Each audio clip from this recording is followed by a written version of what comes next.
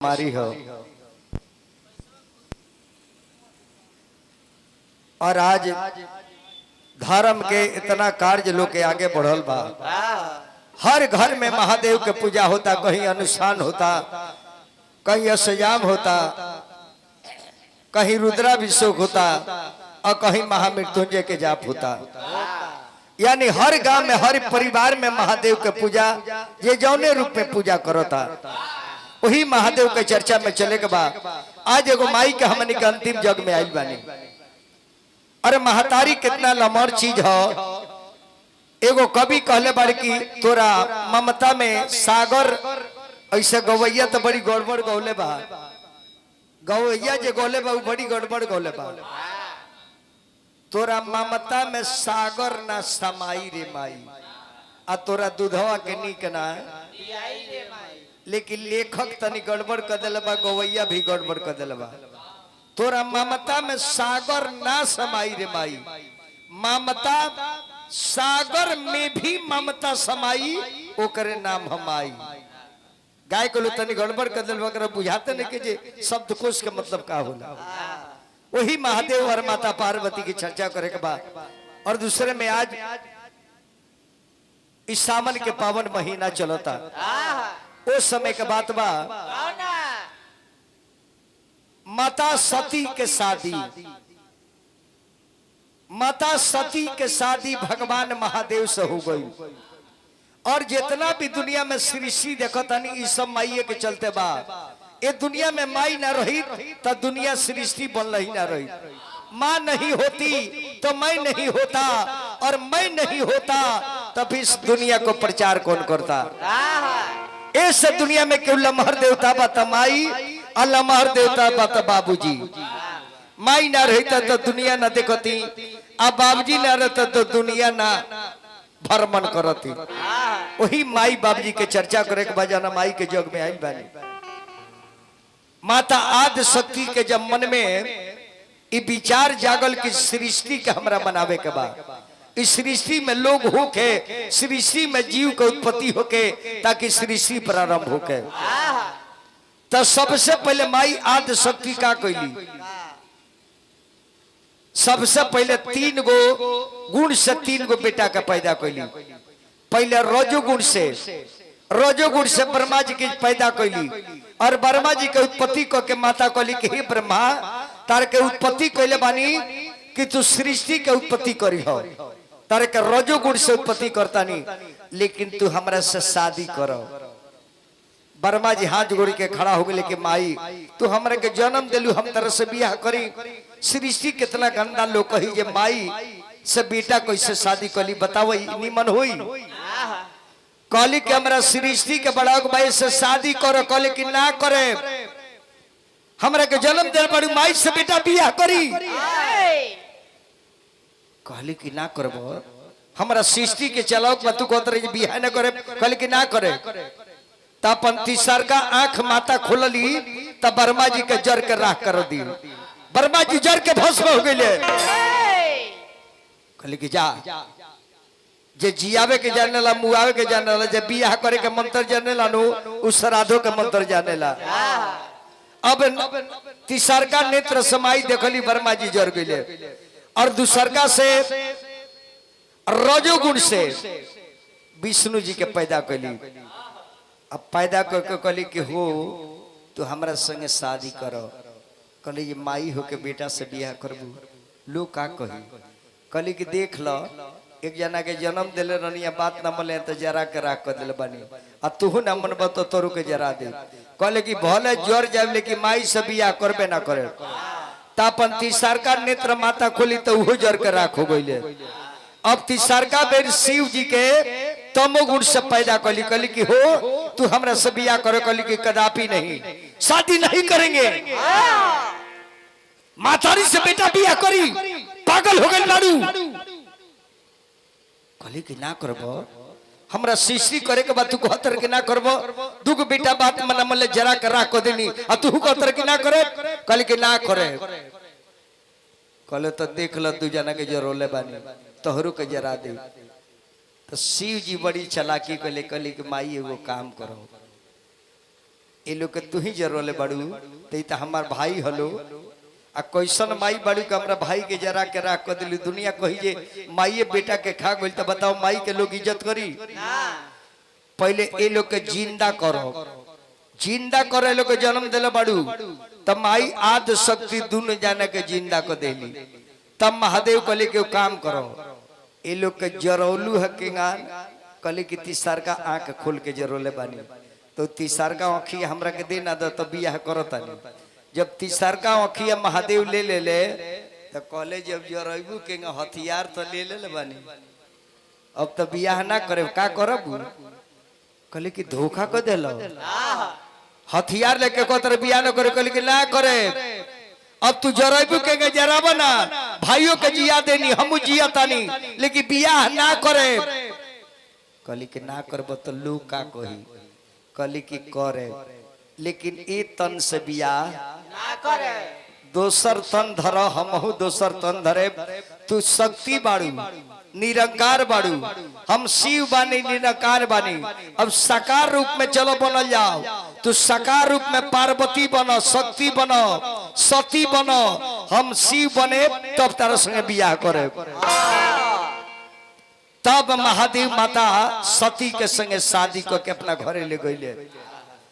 सती जब गईली महादेव के घरे मेहरारू बन के तब दक्ष प्रजापति के बेटी रली सती आ दक्ष प्रजापति सृष्टि के पालन करता रहे सृष्टि में राजा रहले सब राजा से सर्वश्रेष्ठ रहले एक दिन देवता लोग के मीटिंग चलत रहे दक्ष प्रजापति राज्यसभा में बैठल रहे सब देवता लोग आके प्रणाम कइल नमस्कार कइल के महाराज की जय हो महाराज की जय हो दक्ष प्रजापति महाराज की जय हो लेकिन महादेव खड़ा ना भइले अब दक्ष प्रजापति के बुझाइल के देखो सारा लोग हमरा के प्रणाम कइले है दामदा हमरा के प्रणाम न कइलो इता हमार बड़ा इंसल्टी को देलो शिव जी कहले कि हम प्रणाम ना करे हम शिव हई आ शिव आ शक्ति जहां झुकेला आग लग जाला ससुर जी जहां झुकनी जी के ला जइबो इस तरह के प्रणाम हम ना करब तरह दुख लागइलो कहले कि जो दामाद एकरा खातिर तोर बदला ले एगो जग कराए वो जग में सब देवता के बुलाए लेकिन तहरा के ना बुलाए अब तक जयपति एगो जग करवले और जग में सब देवता लोग के न्योता गई लेकिन महादेव के न्योता ई बात सती जान गई चाचा कि हमरा पति के बेइज्जत करे खातिर हमर बाप जग करावता रहे तब महादेव से आके कहली कि स्वामीनाथ हम नैहर जाए के चाहता निकली जे का करे जब तारा नैहर से कौन चिट्ठी नहीं खे बुलाहट नहीं खे हमने के न्योता नहीं के तक का जाए कहो कहली कि हम तो जाए कहले कि मत जा बात मानो जहाँ बुलाहट है जी ना जा महादेव कहली कि सती मत जा हमार बात मान जा बड़ा बेइज्जत हुई तार काहे कि हमनी के बेइज्जत करे खातिर तार बाप जो करा होता रहे रीड बढ़ाई दो मास्टर सती बात मान जा सती बात मान जा मत जा नहीं है तार बाप जी हमरा के बेइज्जत करे खातिर जो करता रहे बार बार शिवाजी सती के समझाइले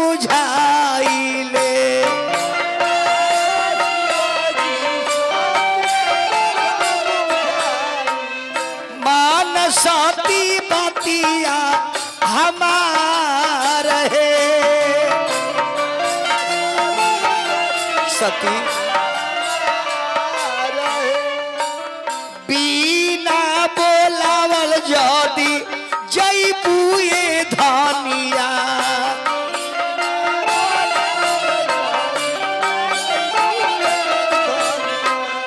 आदर ना होई है तोहार है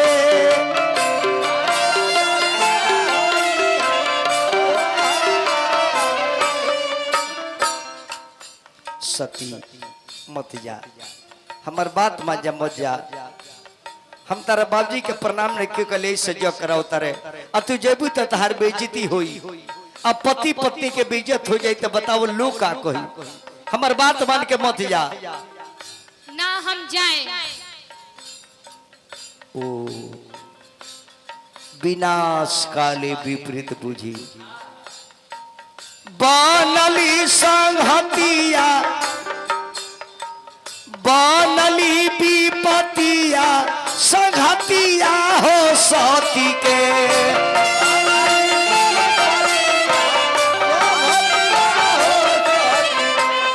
जाए खातिर बाड़ू ताई यार है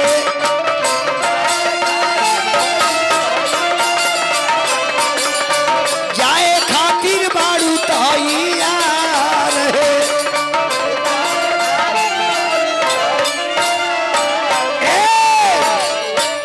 सती सुना हमार बात माना मत जा तू जी हमनी की बेइज्जत कर खती हर बाप चोकरा उतारे यारा मैं ब्रह्मा विष्णु इंद्र कुबेर बडूर देवता का राजा इंद्र गइल बाड़े हमनी के जी कोनो स्थान नहीं के हमरा के कोनो सीटे नहीं खन देले इस तारा सामने पति के बेइज्जत हो जाई तो तारा बढ़िया लागी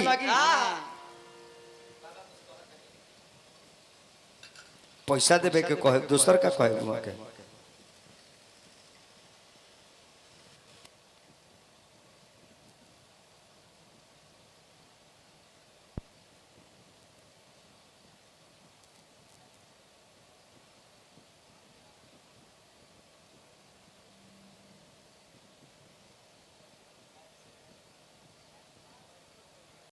हर बाप जो करा उतर सती पर बात मान जा हम जइबे करे ना मनबू चेला लो सती के ले जाके पहुंचा दलो ना जेबू तो ना मनबू तो जा अब सती अपन मोटरी गिठरी लेके गईली कली की स्वामीनाथ जाना ससुराल में दामाद की इज्जत ना होके जाना ये नैहर में बेटी के कदर ना होके वो नैहर में आग लग जाओ जाना ससुराल में दामाद का इज्जत ना होके वो ससुराल में ऊपर पड़ जाओ ना मनबूते जा चेला ले जाके पहुंचा दो रीढ़ बढ़ा दो अरे नगरिया हरी मोटरी ले ला जा बात न खुमानत तो तहरो बेइज्जती होता हमरो बेइज्जती होता हमार तो बेइज्जती तहर बाप करते बा आ तू जेबू तो तहर औरी बेइज्जती होई अरे नगरिया हरी अरे चती चाल दिहली बाबा के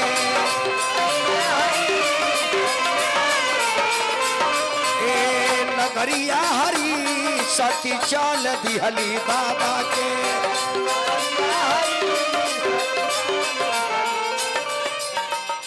सती जब अपना नैहर गली चाचा बहिल देखा था मुंह बिचकावता तरह तरह के बात कहते जे ये बताओ एकरा के नैहर बोलो तो काहे के आइल बिया झाड़ लो बढ़िया यही उम्र में तारा पिलुआ पड़े लागल बहिल देखा था मुंह बिचकाते हई देखो हे करा के कहा बोलो बड़े बाबूजी हो ई बे बोलौले आ गइल बिया और बहिन के बात सुन के सती के बड़ी कष्ट लागता जे देखो बहिन आइल बानी नैहर में तो बोले के चाहिए तो बहिनिया ताना मारतारी सब आंगना में सती गईली महतारी के देखली ये कर नाम रहे परसुती अब परसुती के देख के हहुआ के माई से मिले जाता रही बाबा के नगरिया में सती जब पहुंचेली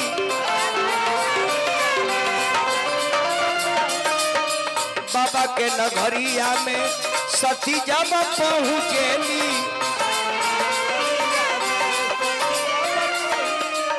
अरे केहू नहीं पूछेला केहू नहीं पूछेला खबरिया हरी सती चाल गईली बाबा के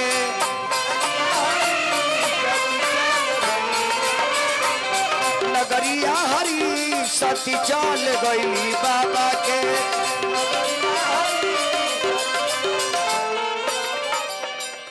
जबकि हमनी के एक नियम बा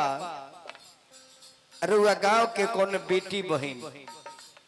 माने कि कोनो बाजार पे उतरल बिया त गांव के ऐसा लोग कहेला जे बबनी केकरा घर के बाड़ू आ त फलाना बाबू साहब के लड़की है ओ के घर से बुलावे आइल बा कि हम लेके चली कोनो रिक्शा ला कदी बबनी चल जेबू गांव नगर के लोग देखला तो हर बेटी बहन के इज्जत करेला कि फलाना चाचा के बेटी हो आ जब सती नैयर में गली तो गांव के लोग देखता तो मुंह घुमा लेता। अब बताई जब लड़की अपना मर्द के बात काट के नैहर में गई होके आ नैहर के लोग ओकरा से ना बोले तो लड़की के ऊपर का गुजरी इहे न सोची जे मर गई निमन लेकिन नैहर आई ताई अपना बाबा के आंगना में जाता रही बाबा के मोहलिया में सती जब पहुंचली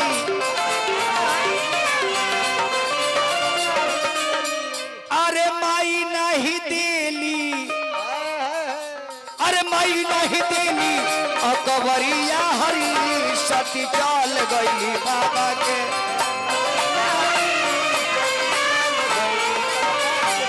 नगरिया हरी सती चल गई बाबा के मातारी दकली की बेटी सती जन रास्ता से लौट के चल जो तोर पति हमरा पति के बेइज्जत के ले बा सारा देवता ले प्रणाम कर हमरा मर्द के आ तोर मर्द प्रणाम न कलक अतियाल पर इज्जत खाती गली जे कर केने जगशाला बनल बा जगशाला के ओर गली जाके जगशाला में घूमी फिरनी रखेली जाके जगशाला में घूमी फिरनी रखेली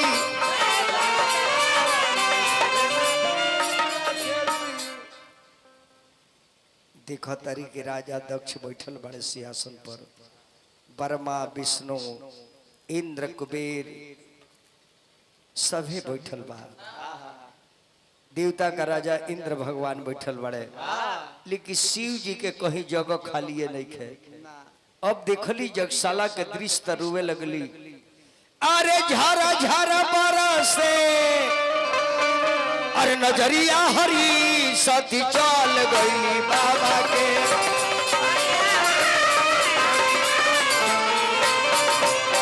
नगरिया हरी सती चल गई बाबा के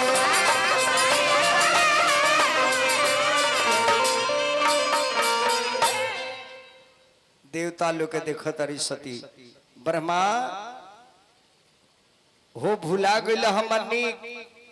तारा याद बतर के हम जन्म दिले बानी आ तू हमार निरादर करके हमरा पति के बेइज्जत कर कती तू पहले ही आ गइल बड़ो देवता का राजा इंद्र तू आ गइल बड़ो इंद्र कुबेर बड़ू सभे आ गइल बा जब हमार पति के बेइज्जत होता तही में तहराई लोग के निश्चित बा आइल तालो के जरूरी रहलो कहले तो हमरे के का करी राजा बोलोले बड़े आइल बानी दक्ष प्रजापति के देखली कहली कि बाप नहीं है तुम मूर्ख तुम्हारे जैसे बाप को बाप कहना पाप है तुम्हारे जैसे बेटी को बेटी कहना और तुम्हारे बाप के बाप कहना उचित नहीं है। कहले जे कर के हटाओ लो जगशाला से पगलाइल बिया कहले कि हम पगलाइल बनी अग्नि दे प्रगट हो अग्नि दे प्रगट हो अग्नि दे प्रगट हो अग्नि दे प्रगट हो अग्निदेव प्रकट होके कहले कि माँ आदेश का बा कहले कि यज्ञ करावता एकरा होमन में हमरा के जरावो हमरा के जरा के भस्म करावो हमरे करा होमन में आहुत को दो ताकि एकर जग भ्रष्ट हो जाओ। अग्निदेव कहले कि हे माता अरुआ के जरावे के हमरा में शक्ति नहीं खे या ना कंपनी में आग बनेला वही कंपनी के रुआ बेटी है तो हम के जराए उतना हमरा में तापमान नहीं खे उतना शक्ति नहीं खे ताकि रुआ के जर के हमरा करी। तब माई कहली अग्निदेव तू ना जरेबा तू ना जरेबा हमन में पलस्ती मार के बैठ गई आ सारा जीवन के सतीत्व दिखली। नारी में उस शक्ति बा कि दुनिया के जरा के भस्म कर दी। नारी ऐसा दुनिया में के शक्ति नहीं खे। नारी में उस शक्ति बा कि देह में आग लगा दी। मर्द लोग देह में आग ना लगाई, लेकिन मेहरारू को लेके करीज बा कि अपना देह में आग लगा दी। मर्द के तन मनी दागा दे, हाय बाप रे बाप, लेकिन मेहरारू के इतना नौकरा में उत्तेजना बा कि देह में आग लगाई तो बुझेबे ना करी। नमो बोल दी भैया के तरफ से 100 रुपया पुरस्कार।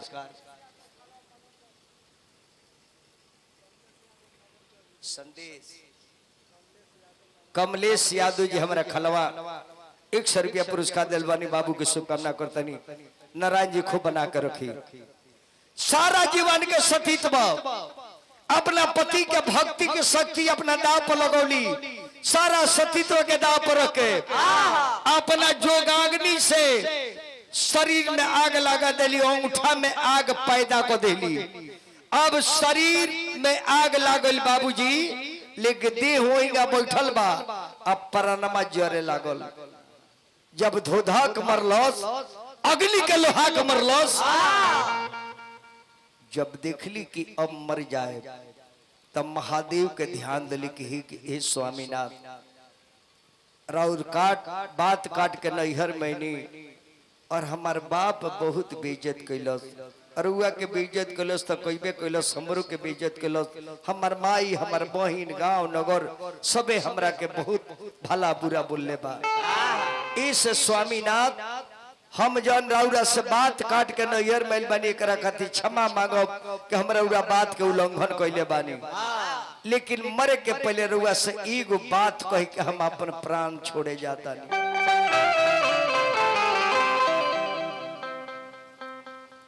प्राण छोड़े जाता नहीं।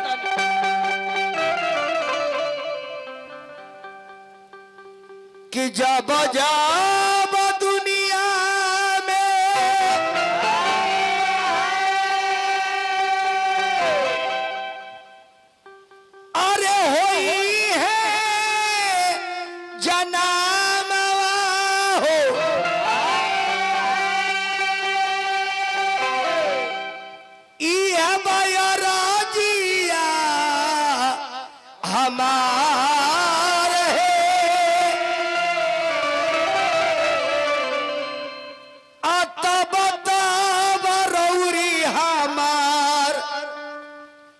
स्वामी बन जैती, हम बनती तिरिया।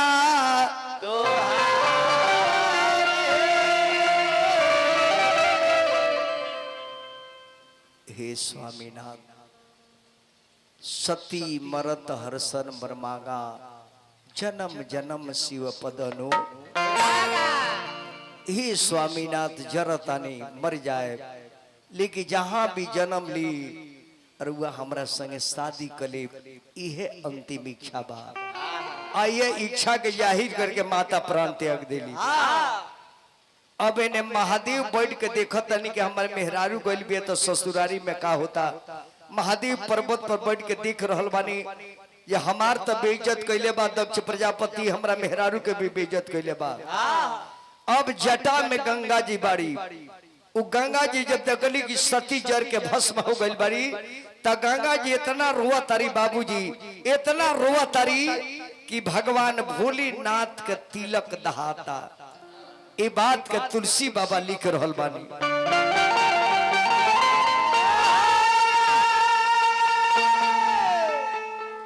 सती दहने सुनी, अरे सती बिलखानी, असरवत न जल तिलक दहानी। महादेव के चंदन दह रहल बा। भोलेनाथ कहले कि गंगा तू काहे रोतारू, काहे रोतारू गंगा, कौन बात बका? कहली जरुआ जियते बानी, अरे वह जियते बनी महादेव।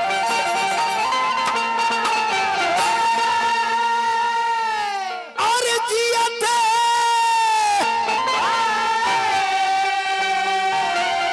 अरे बड़ा भोलानाथ अरे नैहर में जली गई सती जी।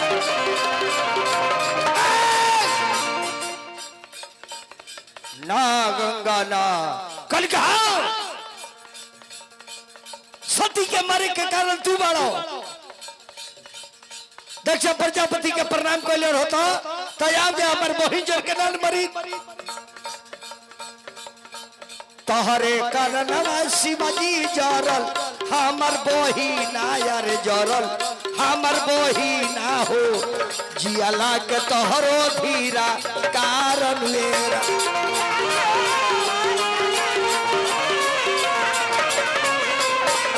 इरमा हो जियाला के तोहरो धीरा कारण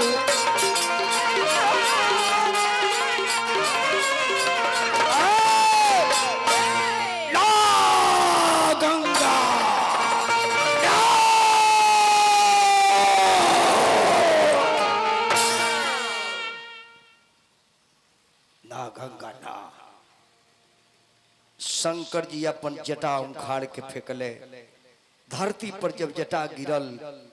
तो में से दूगो वीर पैदा हो गए वीर भद्र महाकाल कहले कि स्वामी आदेश का बा गोड़ लागता नहीं बालक भगवान की तरफ से लाखों रुपया पुरस्कार चरण के गोड़ लागता नहीं देखिए बरले जागल बालू का जाने कौन देवता बन के हमरा के आशीर्वाद देता लो ये घर के सब बालक लोग के हम गोड़ लागतनी पूरा ब्राह्मण मंडली के गोड़ लागतनी आशीर्वाद के कामना बा कहले कि ना गंगा ऐसा लेके हो सकत कहले कि हो सकता सती मर गई बारी जटा में से वीर पैदा होके कहले कि महादेव आदेश का बा कहले कि आदेश ही है बा जाके पता लगाओ लो कि सती काहे मर लिया सती काहे मर लिया। अब तो भोलेनाथ सीबीआई के बहाल को देले अब सीबीआई जब ससुरारी पहुंचल तब वो जी सबकर हवा खराब बाकी एगो लड़की जर के मरल बिया आ जाना गांव में कौन लड़की मर जाओ गांव में केहू गवाही देवे ला लोकेला लोग जाने ले जहां रह जाए पूरी समनी के उठा ले जाए। अभी जब जाता रे सन वीरभद्र महाकाल ए सती केगा मर गईली हमने के मालूम नहीं के राजा किया जग रलो ओमे उनका लड़की जरल भी केगा जर गई जाना तारो हमने के ना देखनी सन केहू ने के बोलत तो सीबीआई जान गई कि कारण दक्ष प्रजापति बाड़े एकरे चलते उनकर बेटी मरल बाड़ी एकरे चलते बेटी मरल बाड़ी बस सिंहासन पर राजा बैठल बड़े बाबूजी आई गौड़ जाके उनकर गर्दनमा काट के आ ले जाकर होमन में डाल देले सब ना रही बांस ना बाजी बांसुरी जा बेटी गल तू जा मुजरिम के संगे संगे तू जा। अब तो दक्ष प्रजापति के गर्दन कट गई सिंहासन पर बैठल बड़े मुड़ी है न के ओई पर छटपटाता रहे लोग कल के लल राजा के तो मुड़िए काट देले सो अब सारा देवता लोग खड़ो गली कि दादा इ प्रजा लोग के है बताई रक्षा के करी अब सारा देवता लोग पहुंच जाता महादेव को लगे ये महादेव के चेलाई कांड कोइले बाड़े अब महादेव बैठ के देखो तर के हमार ससुर के का दशा होता। अब सारा देवता लोग पहुंच के कहते कि हे महादेव और चीला लो जाके हमने के राजा के गर्दन काट के हवन में डाल दिले बा अगर वह ना चाहे तो हमारा राजा जिंदा ना हुई है कहले कि तो कहत का बड़ो लो तो देवता लोग कहते कि बाबा दक्ष प्रजापति न रही है तो सृष्टि के पालन करी के हाथ जोड़ी ले पाव परी ले ए शिव शंकर दानी बाबा चल के करी ना मेहरबानी।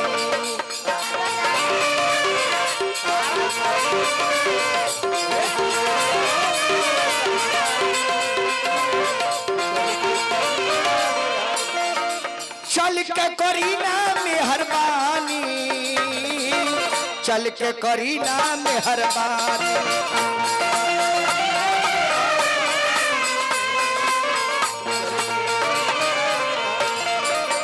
महादेव की, भोलेनाथ की। अब जब ताली बजाओ लो तो बाबा सारा केस के खारिज कर देले। कहले जे तू लोग कहत का बड़ा तो हमने के राजा के जिंदा करवा दी। राउरो चेला लो जाके हमरा राजा के गर्दन में काट देले बा। चेला लो के महादेव बोलोले कहले के रे सुन बसन मुरिया का भऊ है जर को है का भऊ है रे जर हुए जाके मुड़ी जोड़ दलो, जाके मुड़ी जोड़ जसो। अब चेला को तरफ से मलिकवा ढेर गांजा मार ले बकारी माले नहीं कहते अब कहां से आई हो, वो तो माल जोर गइल बा। जाके जोड़ दसन चलो सो हम चलो तानी। तो चेला लोग कहल कि बाबा मुड़ी कहां से आई, अते को काम करो लो चल जलो रास्ता में आ कौनो भी नारी कौनो महतारी अपना बेटा के पीठी का और लेके सुतल होके ओकरा लड़का के गर्दन काट के हमरा ससुर जी के गर्दन में जोड़ दलो। अब घूमत चेलावा एगो बकरी रहे, बकरी रोड पर सुतल आ ओकर पठरुआ पीठी का और सुतल बा। अब बकरिया मुंह कैले बिया पूर्व में है आ लइकवा मुंह कैले बारे सन पश्चिम में। बकरी के गर्दनवा काट के आ मुड़िया ले ले ओले सो। अब बाबा कहले के ले जाके जोड़ दो ससुर जी के मुड़ी में। यही से जान ली चाचा जे भी औरत समाज सुनता कभी भी अपना बेटा के पीठी का और के ना सुते के ई महापाप लगेला। वो बेटा के गर्दन कटला में कोनो पाप नहीं के महादेव बतौले बड़े जे जौन माई अपने बेटा के पीठ का और के सुते ओकरा बेटा के हत्या कैले में कोनो पाप नहीं के। इस माई जन्म दिले बिया पेट से तब पीठ का और लेके ना माई के सुते के जाए। इस माई अपना करेजा में अपन वंश लेके सुते ली। हे प्रनाता के हाँ तनी गुड़वा बटोली सूरदास जी। ऐसे आज बेरुआ देखो तनी बाबूजी सूरदास जी हालाना केहू के बेटा का तबीयत खराब होला तना बाघ के लइका के भारा भाखेला, ना हाथी के लइका के भाखेला,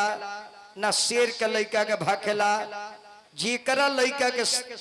कोनो बीमारी हो जाला त केकरा के भाखेला, एकरा के बकरी के लइका के जे थावे में भारा चढ़ावे के बा उठावे के माई बकरी खाली माई के लगे बकरी काटो तारो अब मसाला तारो घरे पिसाता। जब माई के बलिदान दिल दे तो मसाला काहे के पीसा तारो भारा चढ़ल दुर्गा जी के अब मसाला पीसा तारो अपना घरे। इस रात में बकरी रोएली सब भगवान से कह कह के मैं माने कहली सब मैं भी तहार बेटा हई मैं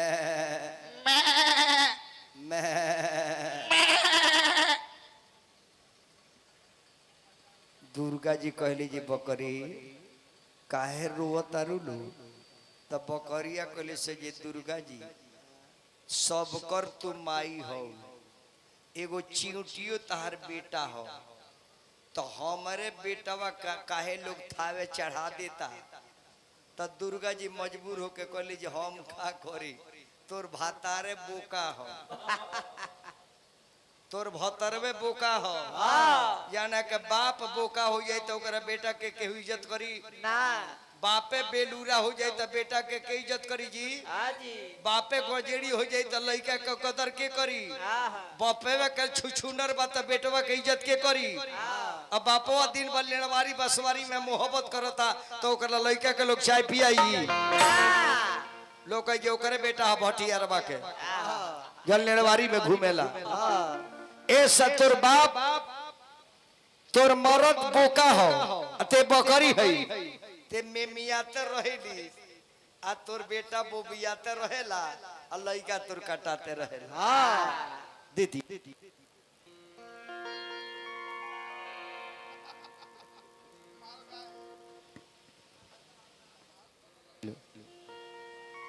हेलो अपने मने बनो हो जाला। हेलो अब जान जाए कि दक्ष प्रजापति के गर्दन पर धइल गई। महादेव कली के ले जाके धरलू। अब महादेव एने हाथ उठवनी।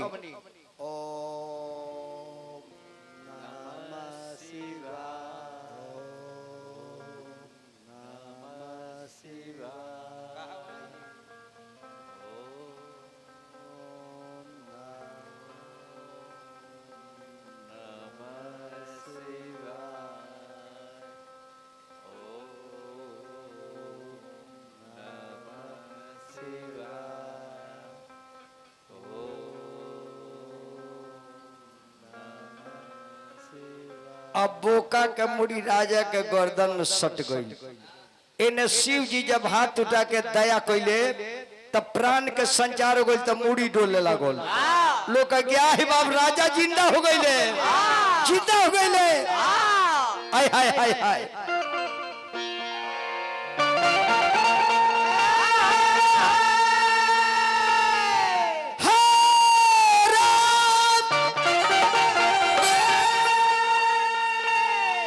गोला तानी बाबा गोल लगतानी शिवा के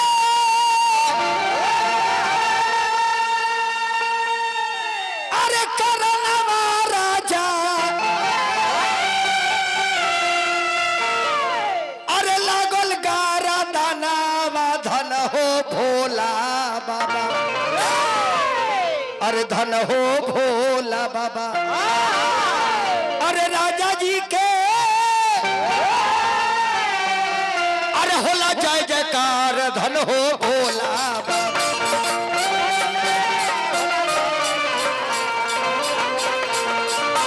राजा जी के होला जय जयकार धने भोला बाबा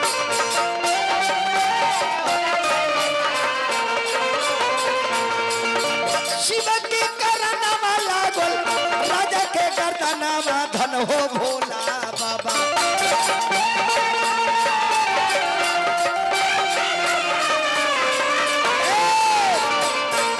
अरे सभा में अरे होला जय जयकार धन हो भोला बाबा सभा में होला जय जयकार धने भोला बाबा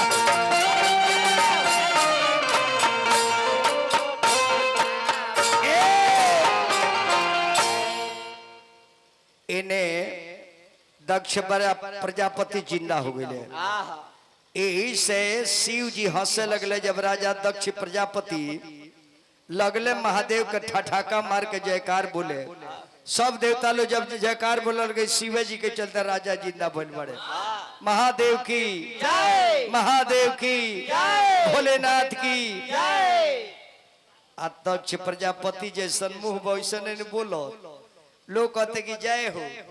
महादेव की जय, जय भोलेनाथ की जय, जय।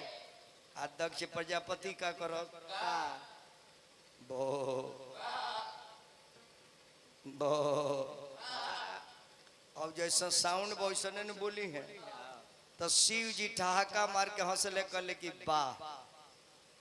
वाह ससुर जी वाह अबे रउआ लायक एफएम साउंड भेटाइल बा। अब जीवन में ऐसा गलती ना करबना तो ऐसे ही तरह के डीजे साउंड में बजावे लगे। ऐसे शिव जी के जे असली भक्त बा महादेव के मंदिर में पूजा करेला तब बोका के बोली बोलेला काहे कि शिव जी के बड़ा निमन लगेला। बंगाल में जाए तो खास करके बंगाली लोग जब शिव जी के पूजा करे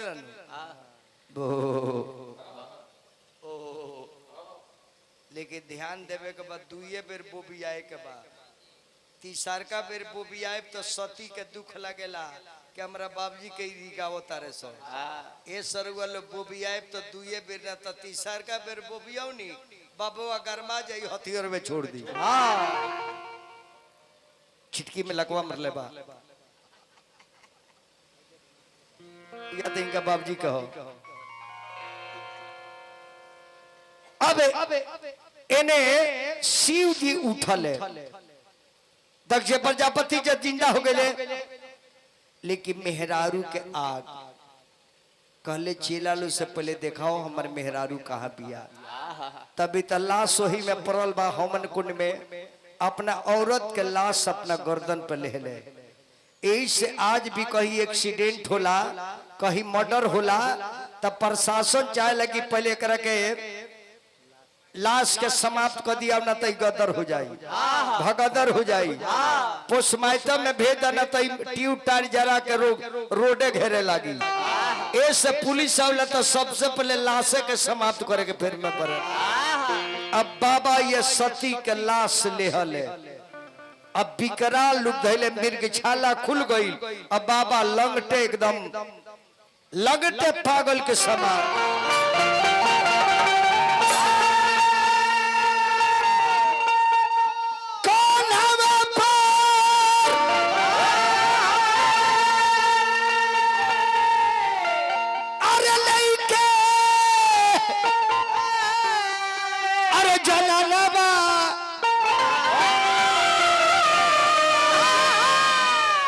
तो सती मर गई वरदान मगली की महादेव अब हम जहाँ जन्म ली तरुआ हमरा से शादी करके फिर अर्धांगिनी बना ली वह सती मर के आ राजा हिमांचल के बेटी जाके बन जाता रही जब नवरातन हमने के चढ़ी नो जहिया तब पहले के कलसा धरला पहले दिन के दुकावना देवी के पूजा कल जाला शैल पुत्री वह शैल पुत्री के नाम से फिर माता पार्वती जाके जन्म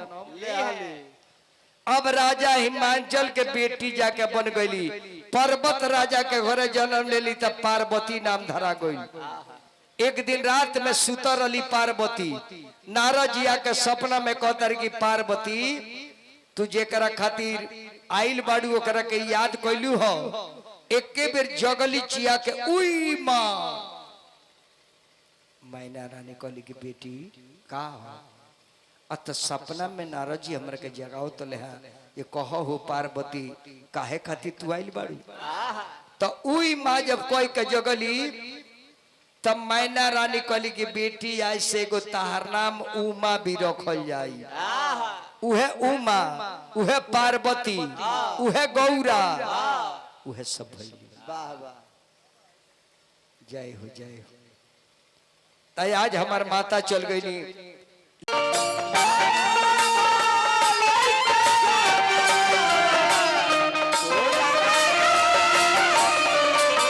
अरे दुनिया वाले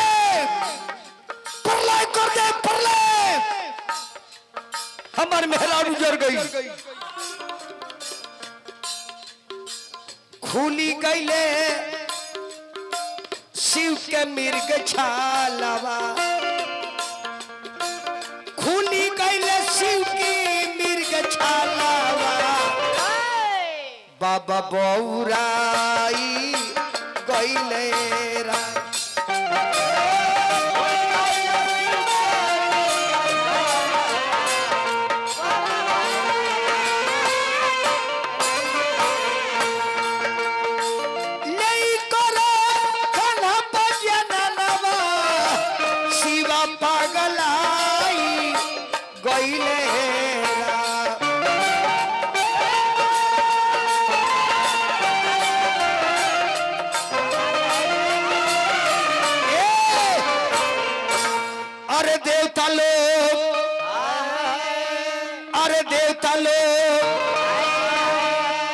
अरे भागले भवानवा अरे देखा देखी भागेली बाबा बौराई गईले राम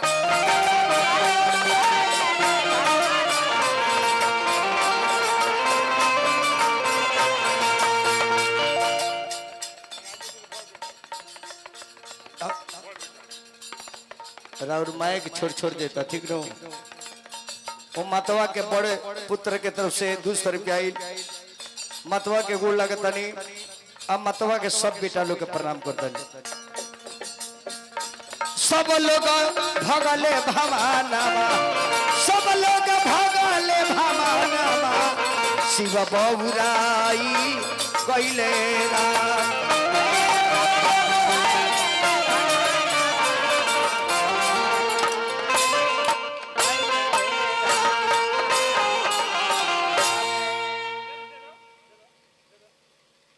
इस 100 रुपया देवे के नखन चाह जानता नहीं बाबा कारण का बा का बा इस सोचत रहे कि हमारे 100 रुपया कीमत बा 100 रुपया दे के हम अपन बेइज्जती कराई 200 रुपया देती बेइज्जती ना हुई गोड़ लगता नहीं हम बाबा के दरबार में गोड़ लगता नहीं भगवान से निवेदन करो सावन के महीना बा ई माता बगीचा लगा के फुलवारी लगा के चल गई नहीं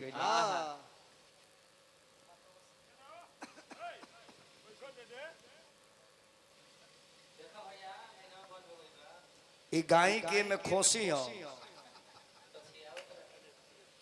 हेलो गोड़ लगता नहीं बाबा माता से निवेदन यह करे कि हे माता सावन में अपना पुत्र लेके छोड़ के अपना बहू लोग के छोड़ के नाती पोता छोड़ के गइल बनी बाग बगीचा रौड़े लगावल हो इस बाग बगीचा पर ध्यान दे रउआ तहालक की गइल बानी ना राव रूप बदल गइल बा रंग बदल गइल बा नाम बदल गइल बा यही गाँवे में बानी लेके हमने के जानत न की जब कवना रूप में अपना बेटा पुतों के संगे रुआ बानी केहू ये दुनिया से जाला ना ये धरती से केहू जाए वाला बाना उतना वो जी घर नहीं के जहाँ सबे जाके रहे लगी उतना क्वार्टर में चाहिए यही जी हमन के आई ले सन फिर यही जी हमन के रह जाए के बाद जे जैसन अपन परीक्षा दिले बा वैसन अपन डिग्री ले लेके यही जगह पर रह जाए के बा तन बदल जाई नाम बदल जाई पता बदल जाई एड्रेस बदल जाई यही जी सबे रह जाए एगो गीत है नैना जी बढ़िया ला